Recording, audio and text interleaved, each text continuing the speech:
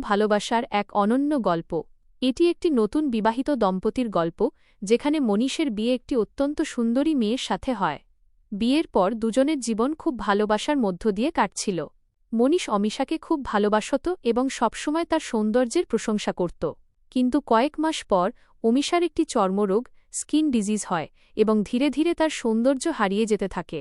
নিজেকে এই অবস্থায় দেখে তার মনে ভয় জমতে শুরু করল যে সে যদি কুৎসিত হয়ে যায় তবে তার স্বামী হয়তো তাকে ঘৃণা করতে শুরু করবে, আর সে তার স্বামীর সেই ঘৃণা কোনোভাবেই সহ্য করতে পারবে না।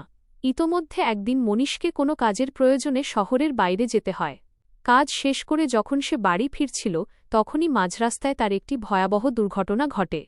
সেই দুর্ঘটনায় মনীষ তার দুটি চোখই হারিয়ে ফেলে, কিন্তু তা সত্ত্বেও তাদের দুজনের জীবন স্বাভাবিকভাবেই এগিয়ে চলতে লাগল।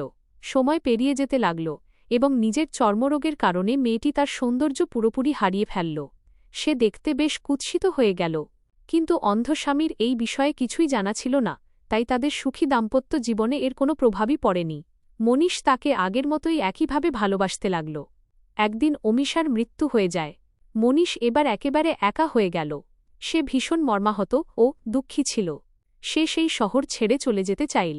সে অন্ত্যেষ্টিক্রিয়ার সমস্ত নিয়ম কানুন সম্পন্ন করল এবং শহর ছেড়ে চলে যেতে শুরু করল। ঠিক তখনই পিছন থেকে এক ব্যক্তি তাকে ডাকল এবং কাছে এসে বলল, এখন তুমি কোনো সাহায্য ছাড়া একা একা কিভাবে পথ চলবে?